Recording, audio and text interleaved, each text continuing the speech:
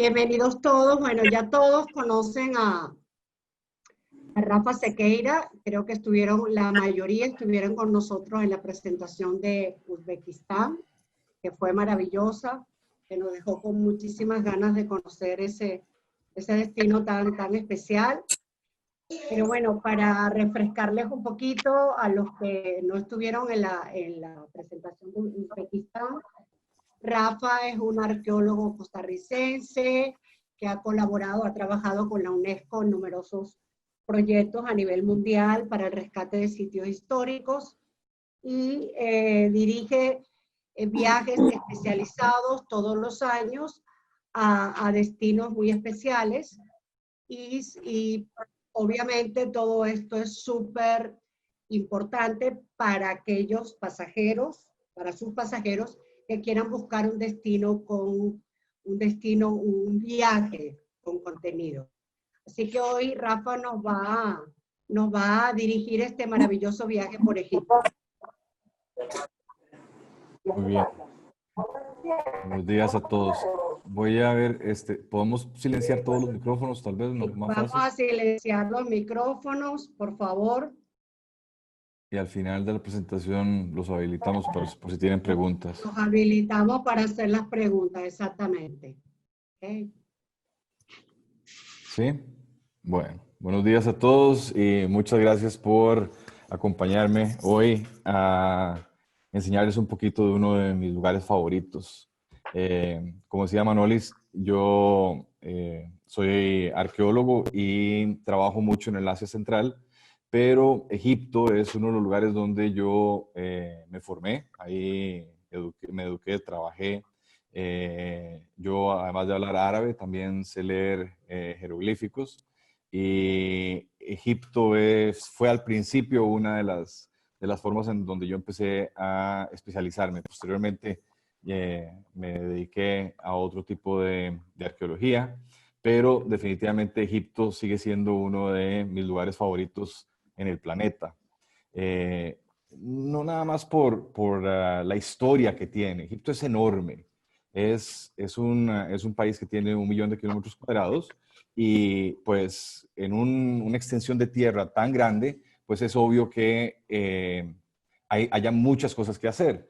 Lo que pasa es que en los últimos 5.000 años que hay de historia, Egipto se concentró muchísimo alrededor del Nilo en crear una civilización que perduró durante 3.000 años. Posteriormente vinieron otras culturas que modificaron el estilo egipcio, pero lo más importante a rescatar en este lugar o en este momento es que Egipto tuvo la misma cultura, relativamente hablando, durante 3.000 años. 3.000 años es de aquí a la época de Cristo y 1.000 años más. O sea, es un tiempo inimaginable desde el punto de vista cultural en donde alguien o un grupo de personas sigan manteniendo un estilo de vida igual que los pueda determinar o caracterizar como ser la cultura egipcia. El problema es que como en 3.000 años se hace y se realiza muchísima cosa, es muy difícil cuando uno va a Egipto entender realmente lo que está uno viendo ahí. La mayoría de la gente que va a Egipto llega a Egipto y no entiende que todo eso que ustedes están viendo frente a ustedes, tanto la parte moderna, entre comillas, es la parte islámica, sino toda la parte egipcia, todo eso se hizo en el transcurso de 3.000 años. Entonces es como colocar en una misma plaza el Coliseo Romano, la Hagia Sofia de Istambul y el Empire State Building en Nueva York y decir, esto es una cultura. Evidentemente, uno puede apreciar las cosas cuando hay tanta diferencia en tecnología, desarrollo y todo, que lleva a una construcción a diferenciarse de la otra. Entonces, cuando la gente va a Egipto, como la gente siempre vivió en los mismos lugares, normalmente no entienden que una cosa es muchísimo más vieja que otra. Entonces, es muy importante realmente cuando uno va a Egipto para poder entender qué es lo que está uno viendo y apreciarlo mejor, entender la secuencia de los eventos y la forma en que Egipto surgió. En la UNESCO, para entenderlo un poquito de la forma en que la UNESCO divide Egipto, Bueno, la UNESCO tiene calificados ciertos sitios históricos en todo el país como patrimonio de la humanidad. Es decir, son lugares que de alguna forma el gobierno central cede una soberanía, una responsabilidad para que un organismo tercero, dicte reglamentos o condiciones para poder mantener un sitio.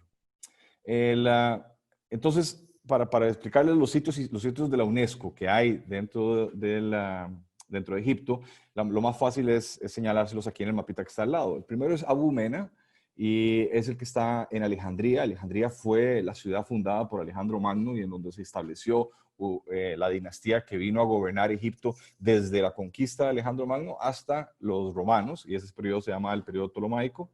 Y eventualmente, después de que cayeron los ptolomeicos a los romanos, eso se va a convertir en un centro cristiano muy grande. Entonces, al lado de Alejandría hay unas ruinas de los primeros periodos, que lo que sería prácticamente el periodo bizantino, que tienen cierta importancia y que son declarados monumentos de la UNESCO.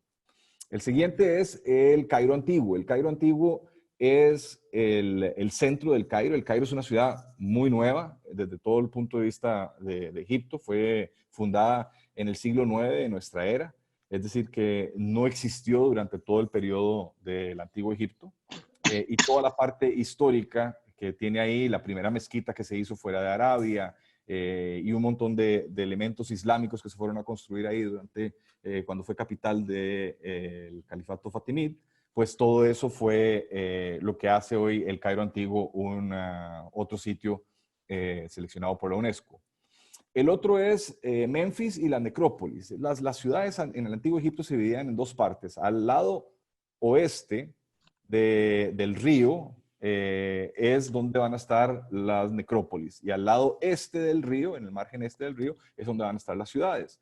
Las ciudades todas se hicieron como en adobe, entonces hay muy poco de las ciudades, pero las necrópolis, las tumbas que se pretendían que fueran a durar para toda la vida, porque era la casa de la eternidad, como decían ellos, esas van a estar hechas en piedra, y entonces eso se va a rescatar mucho mejor. Y todo el conjunto que está en la necrópolis de Memphis, que incluye Saqqara, Giza, Dashur, todo eso está incluido entre este grupo de la UNESCO. Tebas, que es en Luxor, y ahí están también los monumentos que están del lado este, que serían los templos de Karnak y Luxor, mientras que los que están del otro lado, todo lo que es el Valle de los Reyes y los monumentos estados corresponden a la necrópolis, y todo ese conjunto está también protegido por la UNESCO. El otro es los monumentos nubios, que van desde Asuán hasta Abu Simbel, y todo eso está Karnak, está Abu Simbel, la isla Philae, y otro montón de monumentos que hay en los márgenes del río. El otro lado es en la península de Sinaí, es cuando el cristianismo se vuelve importante en el periodo post-romano, en el bizantino, y ahí se van a crear algunos monasterios, y el más importante es el de Santa Catarina. Y finalmente en Al-Fayún es donde está Wadi al-Jitani, que es probablemente el único de los sitios que están protegidos por la UNESCO que no tiene relevancia dentro de la historia humana. Tiene otro tipo de relevancia, y de hecho es por ahí donde voy a empezar mi presentación. Como ustedes ven, el grupo de círculos que hace, para los que han ido a Egipto o a los que han enviado a gente a Egipto, saben que eso es básicamente lo que uno manda a las personas a visitar. Porque en esas concentraciones en donde se dieron todos estos monumentos, que también fue donde se concentraron las diferentes capitales o momentos en la historia del Antiguo Egipto, todo eso va a ser lo más importante de llevar a alguien. En el desierto occidental hay un lugar que se llama Farfara, y está como a 500 kilómetros de acá, y es lo más antiguo que hay en Egipto. Este lugar hace millones de años eran los márgenes del continente africano, y había una gran cantidad de volcanes y ocurrieron, esto fue hace cientos de millones de años, que este montón de volcanes empezaron a aparecer en esta zona, y entonces estos volcanes después fueron erosionándose y fueron siendo cubiertos por el desierto y hoy representan un lugar espectacular. Todos esos volcanes que se ven ahí en el desierto, a los cuales uno puede subir en el carro y ve estas montañas negras saliendo de todo lado, hace esta parte del desierto un lugar increíble que realmente es único en el mundo. O sea, yo he tenido la fortuna de viajar por prácticamente todo el planeta y tengo que decir que esto es uno de los lugares más espectaculares que uno puede ver, porque al lado del desierto este de Negro, en donde estaban los volcanes, posteriormente se empieza a desarrollar durante el periodo Jurásico una área verde o un área boscosa, porque el desierto no era bosque, eran bosques antes, y en ese lugar se van a concentrar algunos lagos que eventualmente se van a secar y entonces hoy el desierto lo que tiene son unas dunas que están dividiendo el desierto negro de lo que se conoce como el desierto blanco. Y el desierto blanco es una acumulación de capas de calcio de estos organismos que vivieron en estos lagos que se secaron, que fueron comprimiéndose y ahora con el desierto erosionando toda esa zona, crea un montón de formas a lo largo del desierto que lo hace verse espectacular. Entonces, entre el desierto negro y el desierto blanco, estando en la misma zona, realmente cuando una persona dice, es que no quiero ver nada más cosas históricas, bueno, aquí hay una excelente opción que ustedes pueden pensar en enviarlos y que verdaderamente es alucinante, o sea, no tengo otra palabra. Y explicarles esto me lleva a el siguiente lugar que es donde es el primer sitio patrimonio de la UNESCO que les voy a explicar o que les voy a contar. Vean que hace casi 100 millones de años el continente africano estaba suelto, todavía no estaban los continentes como los conocemos el día de hoy, todavía se estaban moviendo. Y en esta parte, donde está apareciendo el círculo, que era donde está Egipto, eran las costas realmente. Lo que ahorita es el desierto, los márgenes del desierto, eso que había hecho el volcán, los volcanes y habían empezado a crear tierra, todo eso era el mar. Entonces, en este lugar, en Fayum, lo que ocurre es, van a aparecer una gran cantidad de especies de esos periodos, de los periodos de los dinosaurios, pero hay una especie en particular que se ha encontrado recurrentemente en este lugar que ha merecido que se convierta en Patrimonio de la Humanidad por el valor que tiene dentro de el desarrollo científico de la teoría de la evolución. El lugar en sí es espectacular, tiene también unas piedras enormes y es un lugar ideal para ir a hacer caminatas. Esto está a 1 hora y media del Cairo, entonces también es algo sencillo cuando alguien antes de empezar un tour y no sabe qué hacer. Este es un day trip fabuloso y cuando llegan al lugar van a encontrar que hay fósiles, pero fósiles reales, y estos son ballenas que tenían patas en la parte trasera. Es un animal que perfectamente muestra la transición del agua a la tierra en una época evolutiva que lo hace espectacular. Uno puede quedarse ahí, hay tiendas de campaña y campamentos pequeños, pero normalmente se maneja como un day trip. Y estos son rellenos importantes porque muchas veces cuando uno hace un viaje a Egipto, hay algunas personas que para poder aprovechar mejor el viaje quieren llegar un día o 2 días antes que empiece el tour, como para aclimatarse. Este tipo de actividades son ideales para poder rellenar esos espacios y verdaderamente son increíbles. Bien, pero alejándonos ya de la parte de lo que tiene que ver con la prehistoria, antes de que inclusive apareciera el hombre, ya después, millones de años después, cuando aparece el hombre, en esta parte del mundo el hombre se va a empezar a concentrar a lo largo de el Nilo. El Nilo empieza en el centro de África y va hacia el norte. Entonces, prácticamente lo que uno entendería cuando el agua va hacia abajo, el agua va hacia el Mediterráneo. ¿Sí? Bien. Lo que era el antiguo Egipto lo comprende desde donde está la flecha que está en la parte de abajo, que es la primera catarata del Mediterráneo hacia el sur, la primera catarata. Después van a haber una serie de cataratas que van a hacer muy difícil la navegación en el río, pero desde esa primera catarata que está en Asuán hasta el Mediterráneo es completamente navegable. Y donde el río se divide y empieza a ser una ramificación que va a llegar en diferentes segmentos hasta el Mediterráneo, es en ese punto en donde se divide el Bajo Egipto, que está en la parte del Mediterráneo, que es la parte baja, y el Alto Egipto, que es el que está en el sur. Entonces, cuando uno habla del Alto Egipto y el Bajo Egipto, no es como uno pensaría que el Alto está arriba, en el norte, y el Bajo Egipto está en el sur. Aquí es al inverso, porque el mundo para ellos gira alrededor del agua.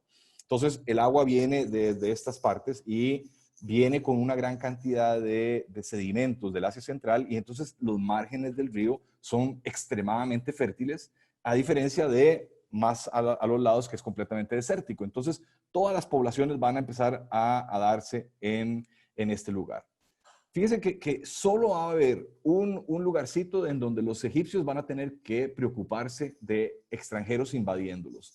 Hacia el sur están las cataratas, hacia el oeste hay un gran desierto, que es el desierto del Sahara, hacia el este principalmente está el desierto oriental, y luego está un mar, y luego en el norte está el mar Mediterráneo, solo hay un puente. Entonces ellos van a estar bien siempre protegidos, que los va a permitir durante mucho tiempo que ninguna de las otras civilizaciones que se van a dar en Mesopotamia, por ejemplo, los sumerios, los acadios, los asirios, los persas, todos esos que van a estar en esa parte, no van a ser sino hasta miles de años después de que empiecen a desarrollarse esos, que van a agarrar fuerza militar, y entonces van a poder entrar, y en un gobierno debilitado, unas dinastías debilitadas en Egipto, van a dominar Egipto por varios siglos.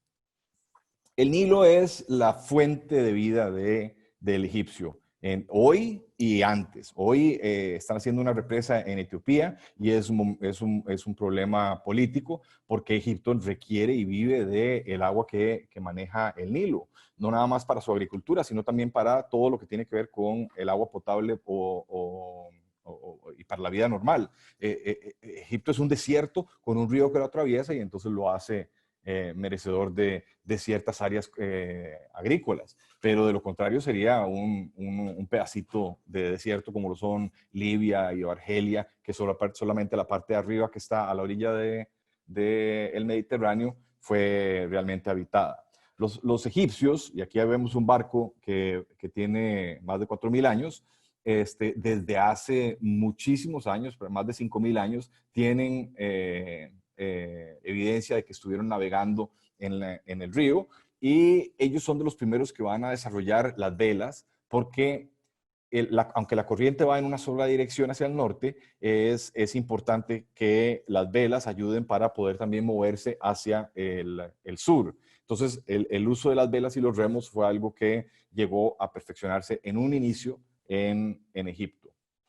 La mejor forma de ver el Nilo, hay varias, ¿verdad? Una es desde el aire, cuando se monta uno de nuestros globos en Luxor, que son realmente espectaculares, ver un amanecer encima del Nilo. Pero por supuesto hay otras formas, y están desde los felucas, que es el que está a mano derecha, que son botes pequeñitos con los que puede uno visitar diferentes monumentos a lo largo del río, o montarse en un crucero, que realmente es la recomendación, porque ayuda no nada más a descansar tanta información que se da en el viaje, sino también da la experiencia de cómo se hacía antes el manejo histórico en Egipto, todo a través del agua. Desde los tiempos de los faraones hasta Agatha Christie, el Nilo fue siempre una fuente de inspiración, y lo sigue siendo todavía hoy. Entonces, es una experiencia que hay que incluir y meter dentro de las actividades que se hacen.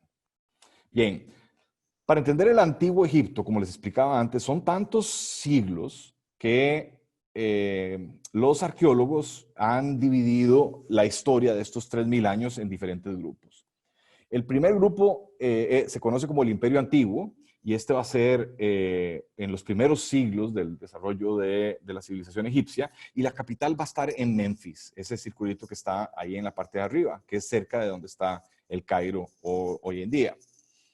Posteriormente va a venir el Imperio Medio, que son del siglo XXII al siglo XVIII, y van a trasladar la capital a Fayum, que es aquí donde está este circulito, que es donde hay un lago. Y va a haber también algunos momentos en donde la capital la van a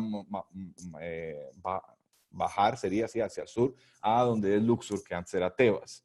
Fíjense que van a aparecer espacios entre cada uno de estos imperios. Y ahora lo voy a explicar. Luego se conoce como el Imperio Nuevo, aquel que es entre los siglos XVI y el siglo XI y cuya capital va a estar en Luxor. Y este es la dinastía en donde va a estar Hatshepsut, Tutankamón, Ramsés, Seti, en fin, todos estos nombres que uno ha oído hablar del Antiguo Egipto, casi todos son de estas dinastías del Imperio Nuevo.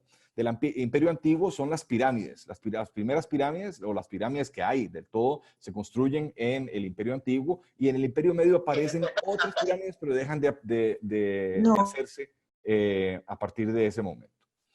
El último de los grupos es el periodo ptolomaico, y ese corre desde el siglo IV hasta el siglo I, y es cuando Alejandro Magno unifica de nuevo este lugar y instala, cuando muere, a uno de esos coroneles, Ptolomeo, y toda la descendencia de Ptolomeo va a gobernar durante 300 años, hasta que Cleopatra, que es la última que gobierna, pero Cleopatra es la octava dentro de el linaje. Cleopatra octava es la que todos conocemos, que fue Elizabeth Taylor en la película. Y es hasta ese momento cuando ella cede a Julio César, y ahí acaba todo lo que es. ¿Qué es entonces la cultura egipcia con todo ese montón de huecos que hay entre un imperio y el otro? Bueno, el imperio del Antiguo Egipto es únicamente cuando Egipto está unificado, cuando de la flechita aquella que yo les había enseñado, donde estaba la primera catarata, hasta el Mediterráneo, cada vez que toda esa extensión del río está gobernada por un solo gobernante, es un imperio. Cuando por alguna razón se desquebrajan las dinastías y hay un momento en donde hay unos gobernantes en el delta y otros gobernantes en la parte alta del río, esos se llaman periodos intermedios, en donde no hay unificación, y son los que corresponden a los espacios que hay entre uno y el otro. Entonces, si ustedes se dan cuenta, la civilización egipcia no es continua, pero cada vez que se restablece la unificación de los diferentes pueblos alrededor del río, es que eso se considera como la parte imperial. Bien. Entonces, hubo un montón de capitales a lo largo de la historia por estos periodos intermedios y posteriores y los periodos dentro de los diferentes periodos que acabo de mencionar. Y tengan presente que lo que la observación que les hice antes, que en el margen oriental del desierto, del río, perdón, van a estar las ciudades, mientras que en el margen occidental, al otro lado del río, es en donde van a estar las tumbas. Bien. El viaje, quiéralo uno o no, a menos que uno decida ir directamente al Sinaí a pasar tiempo en el mar, pero que probablemente nadie de América Latina va a ir hasta Egipto para pasar un tiempo en la playa. Entonces, el aeropuerto internacional al que todo el mundo va a llegar va a ser el del Cairo. Como uno llega ahí, mi primera recomendación es, lo primero que se tiene que hacer en Egipto es visitar el museo. ¿Por qué? Porque es el único lugar en todo Egipto en donde yo puedo ver una secuencia. Una vez que yo salga del museo, todos los monumentos de todos estos diferentes periodos van a estar enfrente mío, y a menos que uno no vaya con una persona que sepa bien y le presente a uno el esquema cronológico, uno no va a entender qué vino primero y qué vino después. Entonces, el museo siempre es el primer punto de partida. En el museo hay una museografía extraordinaria, hay una presentación, porque hay tal cantidad de objetos recolectados por 3.000 años de historia, que es impresionante la cantidad de cosas que hay, incluyendo los famosos tesoros de Tutankamón. Ahora, a partir de este año, se va a inaugurar el nuevo Museo del Cairo, que es y va a ser el museo más grande que existe, el más costoso también. Es un museo verdaderamente espectacular, porque hay un dinamismo no nada más en la parte histórica que se va a presentar en la museografía, sino que uno puede ver realmente a los restauradores trabajando en los diferentes laboratorios que están todos con vidrio, y se puede ver a las diferentes personas trabajando en momias o en objetos o restaurando objetos, y bueno, al que le gusta ese tipo de cosas, pues es verdaderamente fascinante. en la parte de las necrópolis, la necrópolis principal del Imperio Antiguo va a estar al otro lado del río en lo que se conoce como Saqqara. Esa es la parte más vieja. En Saqqara es en donde está la pirámide escalonada. Todas estas son pirámides posteriores, pero son de la cuarta dinastía. Pero la que está aquí en la parte de atrás de la pirámide escalonada es una sobreposición de plataformas. Son 6 plataformas, una sobre la otra, y fue la primera que se hizo en el Imperio Antiguo, en la dinastía tercera, al final de la dinastía tercera, por una persona que se llamaba Djoser. Este complejo en el medio del desierto, pues fue espectacular, porque desde cualquier lugar, y no importaba si las arenas se movían, la gente la podía ver en donde estaba. Entonces, las dinastías son la secuencia ininterrumpida de una persona con algún tipo de consanguinidad. Cuando una dinastía se rompe es que el que sigue o el que sigue a gobernar no tiene nada que ver con el anterior desde el punto de vista de consanguinidad. Entonces Djoser era de una dinastía, él se muere y inicia una nueva dinastía en donde el que va a empezar la dinastía, Sneferu, va a querer hacer algo parecido, pero él quiere rellenar. Y entonces primero manda a construir esta pirámide, pero la construye en el desierto sin pensar que el peso de la pirámide tenía alguna incidencia. Entonces, hace 4.600 años se hacen los primeros estudios de suelo porque esta pirámide, a la hora de construirla en la arena, se resquebraja y se cae.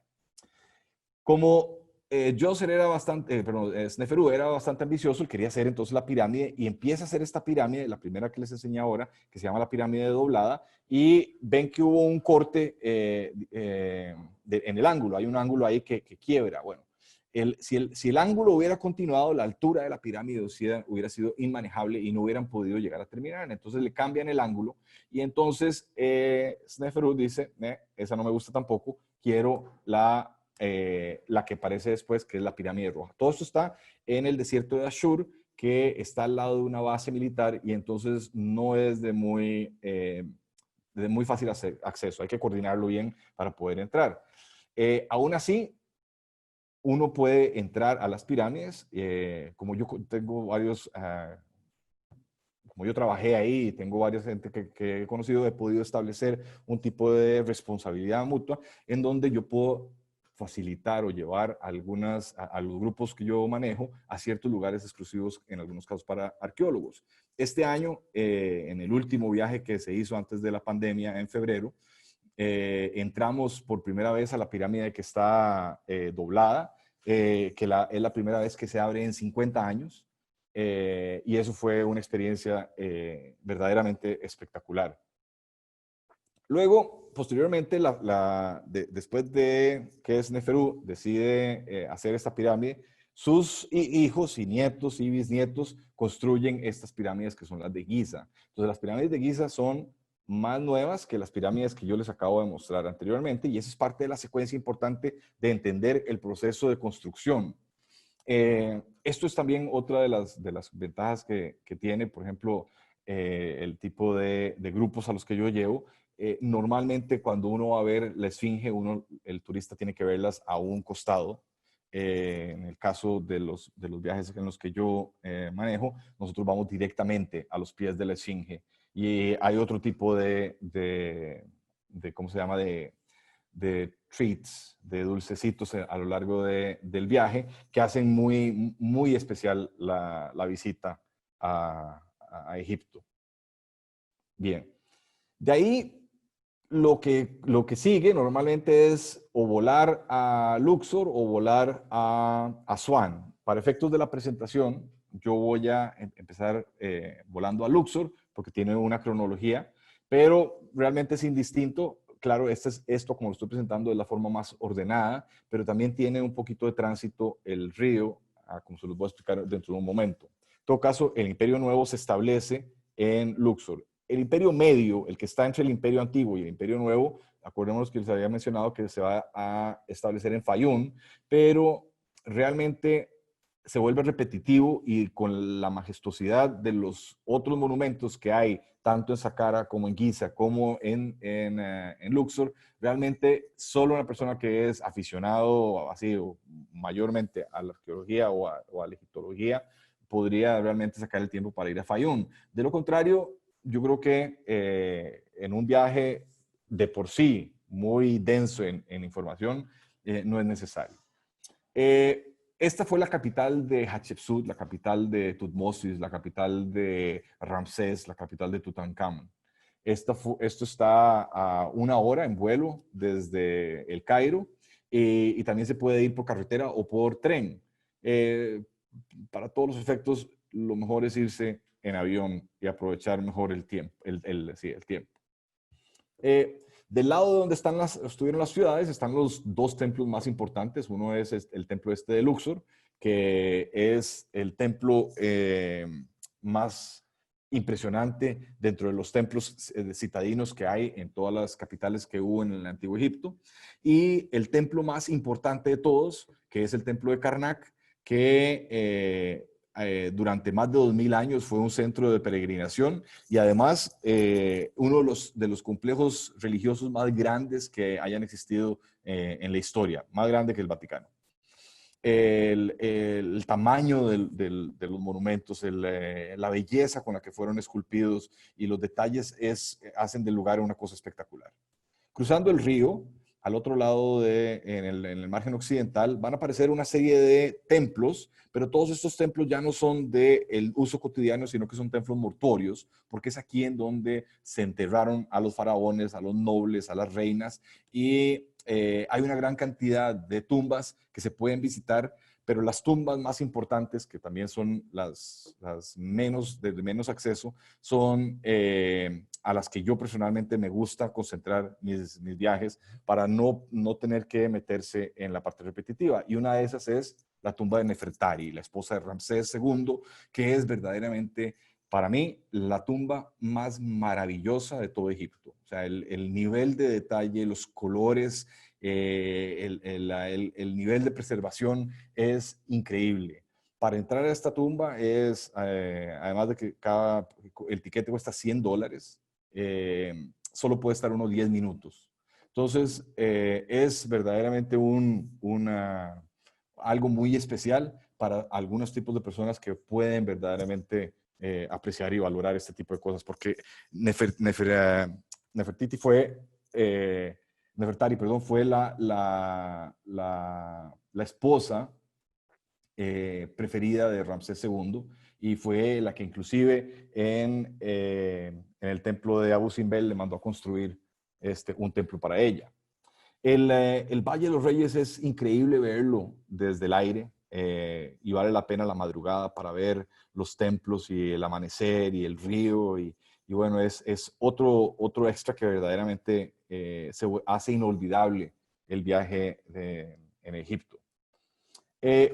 A un vuelo de distancia, un day trip, se puede hacer desde Asuán por carretera, que prácticamente va a tomar todo el día, o es una mañana en avión, va uno hasta donde estuvo la segunda catarata del río, viniendo desde el Mediterráneo hacia el sur. La primera estaba en Asuán, habíamos dicho, la segunda va a estar en Abu Simbel. Entre Asuán y Abu Simbel se conoce como la Baja Nubia, la Baja Nubia. Mientras que de Abu Simbel hacia Sudán y todo hasta probablemente un poquito más allá de Khartoum, eso es lo que se va a conocer como Nubia. Entonces, aquí ya estamos en tierra de los nubios, ya no es propiamente Egipto, pero Ramsés II, como fue un gran conquistador, mandó a hacer un templo para prácticamente intimidar a cualquiera que viniera del sur, porque él quería tener intimidados a los del sur. Primero porque no había forma de que ellos salieran al comercio en el Mediterráneo, sino era a través de Egipto, pero al mismo tiempo era la fuente de donde venía el oro y el ébano, que eran muy preciados en el Mediterráneo, y Egipto hacía todas sus riquezas cobrando impuestos o adueñándose de las fuentes de estos materiales. El templo es maravilloso en muchísimos sentidos. El más notorio, tal vez recientemente, es que cuando se mandó a hacer la represa de Asuán, pues el templo iba a quedar bajo de agua, entonces la UNESCO tuvo que entrar en un proyecto enorme hace más de 65 años y agarraron los dos templos que estaban ahí y los levantaron 60 metros y los empujaron hacia atrás 200 metros para que no fueran a ser afectados por las aguas de la represa. Es un lugar verdaderamente espectacular también. Luego llega el periodo ptolemaico, después de una transición en donde varios civilizaciones van a llegar a tratar de conquistar, y conquistaron efectivamente. Los asirios van a llegar, los persas van a llegar, hasta que llegan los macedonios y conquistan también esto, y ya realmente la última dinastía verdaderamente egipcia ocurre en el Imperio Nuevo, el último que les acabo de mencionar. El periodo ptolemaico se considera también dentro de la parte del Antiguo Egipto, aunque realmente corresponde al periodo de helenización de todo el Asia y el Medio Oriente. Y la razón por la cual se considera un periodo también egipcio es porque en lugar de imponer las tradiciones helénicas, ellos más bien adoptan las tradiciones egipcias y entonces continúan con las mismas tradiciones que venían anteriormente y construyen una serie de templos en los mismos estilos, pero con una delicadeza típica del arte helénico que uno está más familiarizado. Entonces, para conocer realmente lo que los ptolomeicos hicieron en estos periodos, hay dos opciones. Una es ir a Alejandría, en donde uno puede también ver parte de lo que hicieron en los periodos bizantinos, u otra es, ya estando en el Alto Egipto, pues más bien agarrar y hacer un crucero en el río entre Tebas y Asuán, y entonces pasar por una serie de templos que fueron construidos en el periodo ptolomeico y entonces apreciar lo que fue ese periodo histórico. Y eso lo que lo hace bonito es que hay que hacerlo por el agua, ¿verdad? Porque los templos los hicieron a los costados del río y este es el momento en donde uno debería aprovechar y montarse en un crucero. El crucero sirve muchísimo, por el caso, para dar charlas en las tardes, como estamos viendo hasta acá, y hay diferentes actividades que se organizan, como una fiesta árabe, en donde todos tienen que vestirse en las regalías del momento, pero lo importante, ¿verdad?, es los días que se van pasando en cada uno de estos lugares que vamos parando. Este que está aquí es el templo de Edfu, este es el de Komombo, que es el del dios lagarto, y este último es el de Philae, que es el último, de hecho, templo que estuvo en funcionamiento en tiempos de los ptolomeicos. Este es el templo favorito mío de todos. De todo Egipto, el templo de Dendera es espectacular, por muchas razones. Primero, es el único templo en donde hay una referencia a Cesarión, al hijo de Cleopatra con Julio César. Ella está, de hecho, delineada en una de las paredes con una conversación que tiene con uno de sus sacerdotes en este templo. Entonces hay una evidencia histórica de esta Cleopatra y del hijo de Cesarión. Pero lo que ustedes están viendo aquí en esta imagen es lo que hace al templo de Dendara espectacular. Y para eso les voy a poner un videito para que ustedes se den cuenta de lo que es. Espero no se mareen, pero estos son los techos que son verdaderamente altos de la entrada del templo, que estuvieron llenos de hollín durante siglos y en los últimos 15 años fue tratado por un grupo de arqueólogos japoneses y egipcios y pudieron rescatar los colores originales que había detrás del hollín que lo había preservado. El lugar es espectacular porque sincretiza la cultura egipcia con la cultura helénica. Y entonces en este lugar podemos identificar cómo es que los egipcios veían, por ejemplo, el espacio y cómo es que los egipcios, los griegos veían también el espacio con sus constelaciones y hacen símiles. Y eso es lo que nos ha permitido hoy en día entender cómo es que las estrellas que también seguimos viendo hoy, y nosotros le llamamos Orión y Casiopea y Andrómeda, todos estos son del sistema helenístico. Del periodo helenístico. Ellos hacen una comparación y entonces podemos saber exactamente cómo eran y cómo se llamaban las constelaciones o las veían las constelaciones de los egipcios gracias a la información que viene de aquí. Acordemos que al final nosotros logramos descifrar cómo es que se habla el egipcio, cómo se lee el egipcio, gracias a que en este periodo, el periodo helenístico, todo lo hacen doble. Siguen siendo helenos, aunque hayan adoptado la cultura egipcia. Entonces escriben en egipcio, ¿verdad? En jeroglíficos, pero lo ponen al lado en griego. Y el griego todavía hoy se sigue hablando. Entonces no se convirtió nunca en una lengua muerta, sino que evolucionó, igual que el español antiguo y el inglés antiguo. Y entonces todavía es fácil o sencillo leer el griego de forma tal que se pueda hacer una comparación, y así fue como se descifró los jeroglíficos. Y todo fue gracias a este periodo que ocurrió en Egipto. Bien, después de que entonces acaba el periodo egipcio, vienen los romanos, toman esto y después rápidamente los romanos van a pasar en los siguientes 300 años a convertirse en cristianos, y entonces el periodo romano que se va a desarrollar, o el periodo post-egipcio que se va a desarrollar en Egipto, va a ser de corte bizantino. Acuérdense que la iglesia se va a dividir eventualmente en dos, una va a estar en Roma y otra va a estar en Estambul, y Estambul va a tener influencia en todo lo que es el Medio Oriente y la parte alta de África, en donde está Alejandría y también Libia, y esa zona es de donde va a haber muchísimo más influencia. Entonces, el cristianismo que está aquí tiende a tener la corriente oriental, no la católica.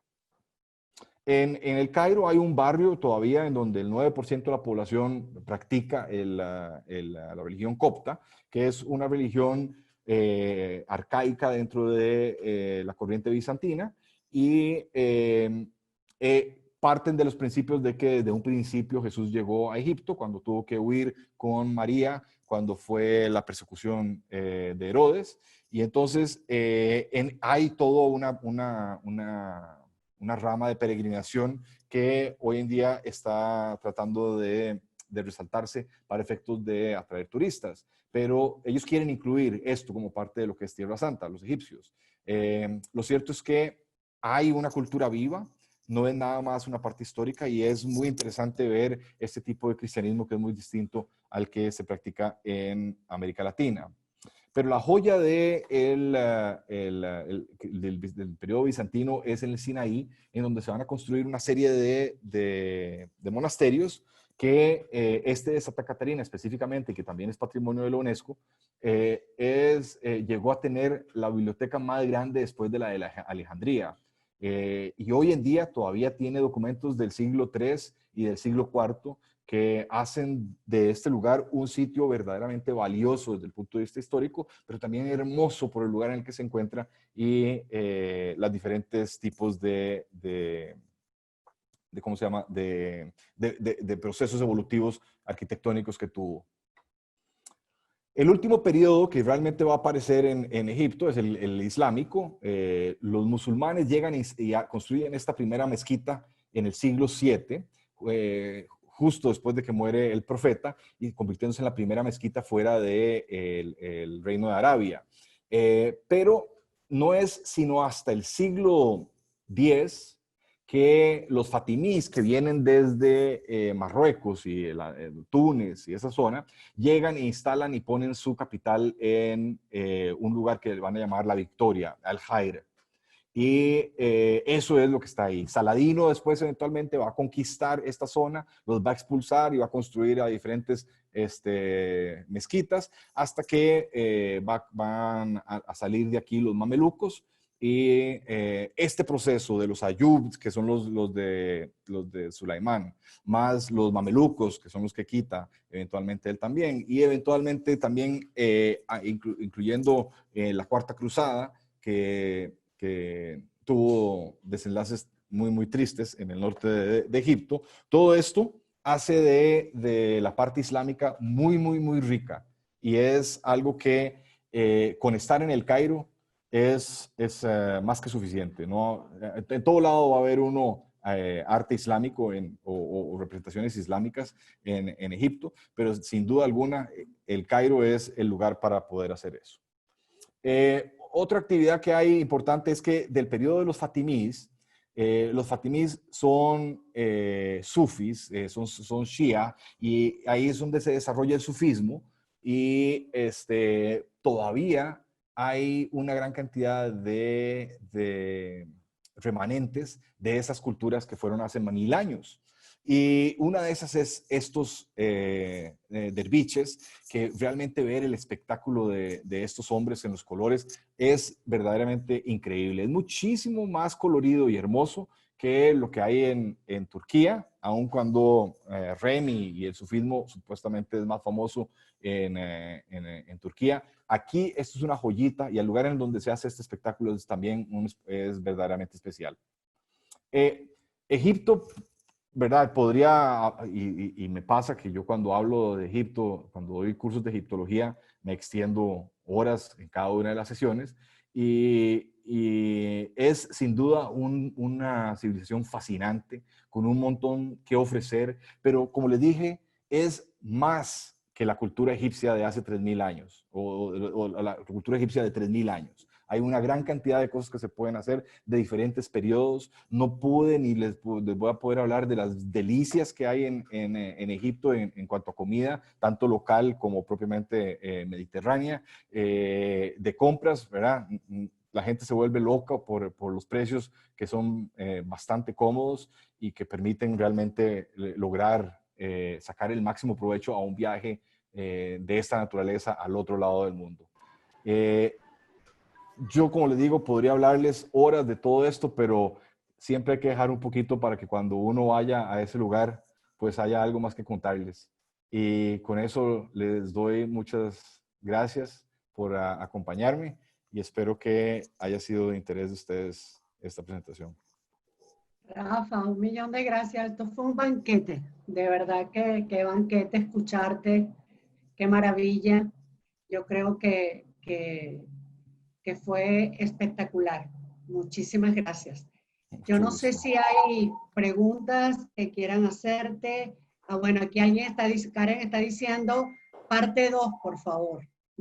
Parte 2 de Egipto. Mejor hablamos de otro país también. Y bueno, tenemos pendiente Jordania, ¿verdad? Sí, Jordania vamos a hacerla posteriormente, porque generalmente yo este viaje de Egipto lo combino con Jordania. Hago 10, 11 días en Egipto, que honestamente son pocos para todo lo que les acabo de enseñar, y 6 días más a Jordania. O sea, ese es un viaje de 3 semanas, pero son realmente 2 semanas solo Egipto, más una extensión a Jordania extra, si alguien quiere acompañar esa parte. Mm. Bueno, aquí pregunta Walkie si el Nilo es de agua dulce, claro, el río, Sí, ¿no? es de Sí, agua dulce, claro. sí, sí, el río, obvio.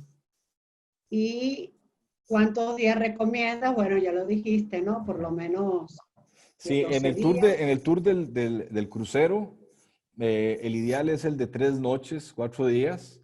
Realmente el recorrido se hace en 2 noches, pero el paquete que ofrecen es de 3 noches, entonces uno se queda una noche adicional, ya sea en el Luxor o en Asuán, y desde ahí hace las visitas correspondientes a la ciudad. Entonces es una noche que se queda uno en el barco sin moverse, pero que sigue estando dentro del mismo. Y para la gente eso es bueno, Ujú. porque estarse cambiando mucho de hoteles es muy complicado. Yo en los viajes de Egipto manejamos nada más 4 hoteles, uno en el Cairo, uno en Luxor, uno en Asuán y el crucero para los 12 días. Pregunta también que si ir al desierto de Farfara es seguro. Ok, eso es una pregunta importante, porque el tema de la seguridad es siempre complicado cuando se trata de el Medio Oriente. Y Egipto ha tenido sus dosis de problemas. Por desgracia, si ustedes escucharon hablar de los mexicanos que accidentalmente los balearon el ejército en el desierto, era ahí, en Farfara. Y la razón Sí. es que está relativamente cerca de la frontera con Libia, y entonces en esa zona pueden haber algunos grupos que merezcan un poquito de atención y entonces la gente, el ejército egipcio, anda un poquito sensible en esa zona. No obstante, aunque ese lugar es uno de mis lugares favoritos y de verdad es para el que quiera ya ir una segunda vez a Egipto, que haya algo que ver, si no se puede de Farfara, el Wadi en Al-Fayum, que es donde están las ballenas esas, es igual de espectacular. Solo que el otro es único por los volcanes y por las formaciones blancas en el medio de la arena. O sea, es que no puedo explicarlo, porque es demasiado y las fotos no le hacen honor realmente a la belleza de este lugar por la amplitud, por lo es enorme y ver puros picos volcánicos es una experiencia realmente. Yo lo que entendí cuando fue lo del accidente, lo que habíamos leído y lo que nos comunicaba nuestro operador local, era que para ir a esos lugares realmente el ejército, o sea, debe saberlo, debe saber que tú vas. Sí. No puedes ir así como por tu cuenta, ¿no? O sea que, y Sí, el bueno, tour operador no siempre por tiene tu que cuenta, hacerlo. sino en un tour que no esté autorizado. Correcto. De hecho, por una cuestión ya personal y personal, cuando yo hago mis viajes que no son en avión, sino por carretera, por ejemplo, a Dendara o a Ávidos, siempre vamos escoltados con un carro militar. No cuesta nada, le da uno unos tips, paga uno ahí las comidas de ellos, salen agradecidos y va uno tranquilo. ¿Qué va a pasar algo? Exacto. No va a pasar absolutamente nada, pero le da tranquilidad al pasajero. El pasajero, uno le puede decir que no pasa nada y aún así va preocupado. Pero si ellos ven que Exacto. van acompañados con una persona del ejército, uno les puede decir, y además ven que van acompañados, es una historia completamente distinta. Entonces, yo he preferido en las ocasiones en donde yo he ido pagar ese adicional extra o ese gasto adicional extra para que la gente pueda ir tranquila, porque ir a Ávidos toma 4 horas en autobús para poder llegar hasta donde fue el primero centro funerario para las primeras dinastías. Pregunta también María Cristina si es posible visitar el oráculo de Shiva. El oráculo de Shiva. El oráculo de Shiva. Bueno, no sé a qué se estará refiriendo con el oráculo de Shiva, pero Shiva, si se está refiriendo a la reina de Shiva del templo salomónicos, ella es, o cuando menos no se sabe a ciencia cierta si es un personaje ficticio o no, pero la ciudad de donde ella viene está en Etiopía, en Aksum. Ahí era Saba, Shiva. Y los egipcios le llamaban a esa tierra Punt. Y de hecho hay unos escritos muy detallados de unas expediciones en tiempos de Hatshepsut, que es de la 18ª dinastía en el Imperio Nuevo, y habla de las expediciones a traer inciensos y ébano y un montón de cosas a esta zona del mundo. Dice que donde estuvo Alejandro Magno, ¿no? Que hay un oasis. ¿Dónde está? Ya. Sí, ese es uno de los wadis, uno de los desiertos en el desierto occidental. Eso está un poquito más al norte de Fayum. Y sí se puede ir, es un poquito más, no, me voy a referir. Desde que empezaron los problemas con Libia, con el gobierno de inestabilidad y Egipto se ha involucrado militarmente en Libia, esa zona no es de acceso actualmente. Sí. Ella dice que posiblemente sea el mismo caso de Farfara, pues que no es tan seguro. Sí, no, en estos momentos no. En estos momentos el ejército egipcio tiene controlada esa zona porque están involucrándose militarmente más fuertemente en Libia. Bueno, Claudia pregunta si los viajes tienen fecha fija. Claro, hay que organizar el grupo y establecer una fecha exactamente, Correcto, ¿no? así es. Hay que organizar el grupo. Sí, Y yo establecer...